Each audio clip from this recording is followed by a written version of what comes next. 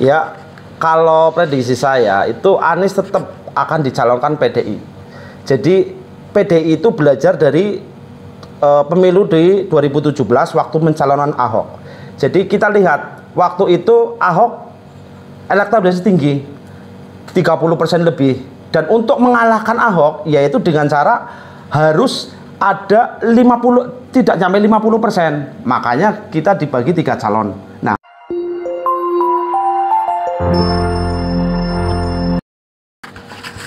Assalamualaikum warahmatullahi wabarakatuh. Sahabat Alphard Santero Jagat dimanapun berada, coba kita menikmati dinamika politik yang ada. Kita sapa sahabat Alphard semuanya.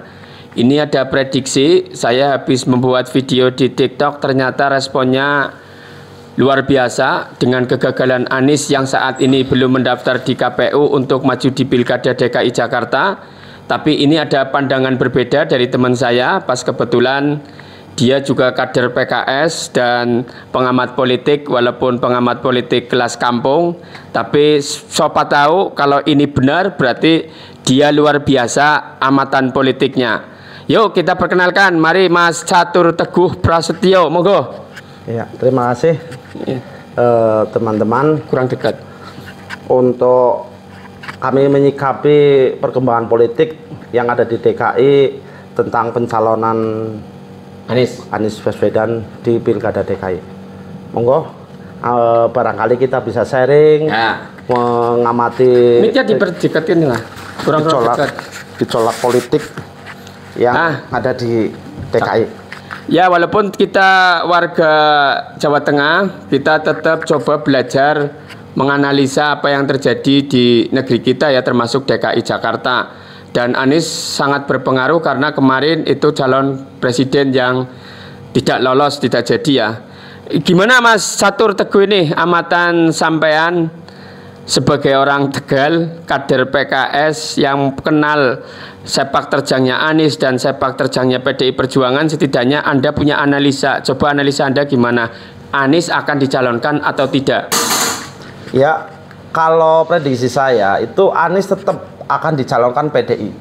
Jadi PDI itu belajar dari pemilu di 2017 waktu mencalonkan Ahok.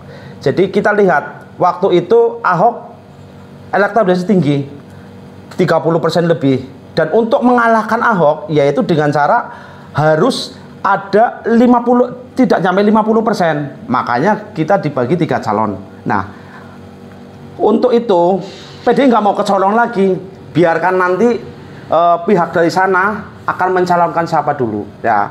Nanti kita tunggu di 29 Agustus ya, detik-detik terakhir. Saya yakin PDI Ibu Megawati akan mencalonkan Anies dengan Rano Karno.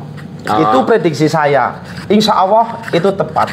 Coba ya, kita hitung. Ini tanggal 26 apa tanggal 7? 27. Nah sekarang tanggal 27, 2 hari lagi. Kalau ini prediksinya masuk tepat, berarti luar biasa. Berarti ini berpotensi memang menjadi politisi handal. Coba kita lihat ya, dia Mas Catur Teguh mengatakan bahwa belajar dari pemilu 2017 yang saat itu Ahok elektabilitasnya tinggi, akan tetapi jadi kalah. Ini tidak mau kedua kalinya PDI dikalahkan. Anies saat ini elektabilitasnya tinggi, tapi Kim yang tergabung oleh koalisi kekuasaan itu bagaimana caranya ingin mengalahkan, ingin memenangkan Kim itu di Pilkada DKI 2024. Maka ini seperti catur, PDI suruh orang lain kompetitor suruh mencalonkan kandidatnya dulu, baru nanti PDI Perjuangan akan mencalonkan Anies dan Rano Karno. Begitu Mas Catur Teguh ya. Tapi alasan lain coba Mas Catur Teguh, alasan lain yang menguatkan intuisi Anda bahwa PDI Perjuangan akan ambil Anies Baswedan, padahal ada isu bahwa Anies Baswedan tidak mau dijadikan kader PDI, dan itu adalah kekecewaan PDI karena Ahmad Basarah mengatakan yang jadi kader aja berkhianat, apalagi yang bukan kader. Coba. Ya, itu panggung depan ya. Ya. Tapi panggung belakang itu politik dinamis ya. Kita di dalam berpolitik itu mencari kekuasaan ya. apalah arti sebuah kader toh ternyata tidak loyal. Ya, kan seperti itu. Kita tunggu saja.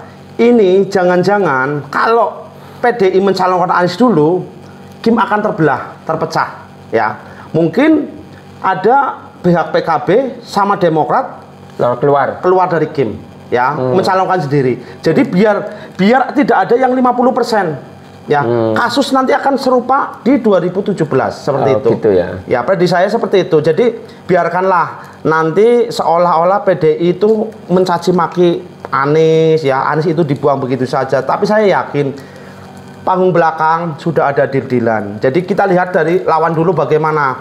Kayak catur sana mau mengeluarkan apa, saya harus mengeluarkan ini.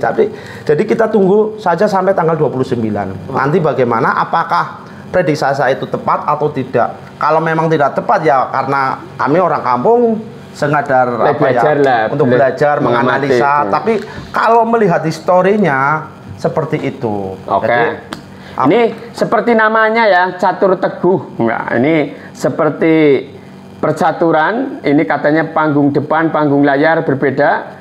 Karena saat ini PDI Perjuangan tidak mau kalah kedua kalinya di Pilkada DKI dengan satu dekade ini ya, 2017-2024. Kemudian tapi ada anggapan gini Mas,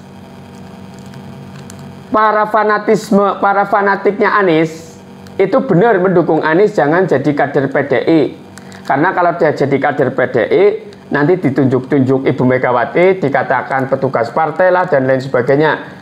Analisa Mas Catur Teguh bagaimana? Itu kalau untuk meraih kekuasaan ya kita manut dulu lah ya. Jadi yang penting saya dapat kekuasaan dulu ya. Apa yang menjadi cita-cita terlaksana. Lah, adapun nanti kesananya mau manut atau tidak, yang penting kita dapat dulu. Ya, kayak fanatisme ya kayak gitu, kepengen seperti itu ya. Jadi kalau saya sih kayak prediksi gini, walaupun kami bukan saya pribadi bukan orang PDI ya, tapi saya yakin dengan kepemimpinan Bu Megawati juga ada kebenarannya itu. Dia tidak takut dengan tidak di pemerintahan, dia selalu oposisi, nggak takut. Jadi di oposisi nggak takut ya? Iya. Jadi memang karakternya Banteng ya seperti itu, tidak pernah takut. Jeruduk lah ya. Iya. Walaupun tidak ada kekuasaan nggak apa-apa, kayak gitu loh.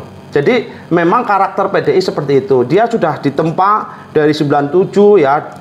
Waktu zaman Orde Baru ya selalu dikucilkan ya, perjuangannya bagaimana. Jadi hal-hal seperti ini mereka sudah biasa, dan Ibu Megawati keras seperti itu ada baiknya juga ya. Akhirnya menjadikan kadernya itu kayak bermental-mental baja, militan. Itu yang saya salut di orang-orang PDI itu. Seperti itu. Gitu ya. Oh, ini pandangannya luar biasa ya. Ya, ini memang sudah terjun di dunia politik, walaupun ya masih terus belajar, tapi intinya adalah kita lihat nanti tanggal 29, karena saat ini gonjang-ganjing di TikTok, di YouTube itu ada yang senang Anies tidak melaju ke pilkada, malah bahkan ada yang suruh daftar pilkades itu sebagai olok-olokan. Itu hal biasa lah di dunia, ada orang suka, ada orang benci, itu hal biasa, ada haters, ada lovers, ya itu udah hal biasa. Tapi yang jelas panggung depan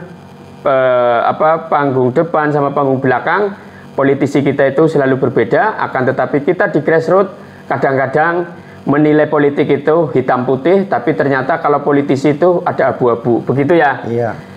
Begitu sahabat Alphard, Santero Jagat dimanapun berada, ini coba nanti respon dari netizen bagaimana. Kita sudahi dulu perbincangan kali ini. Nanti kalau ada perkembangan dinamika politik yang ada, kita sapa kembali. Oke, Mas Catur Teguh, matur nuwun ya. Semoga sukses selalu channel ini ya. Jangan lupa subscribe, like, comment, and share. Assalamualaikum warahmatullahi wabarakatuh.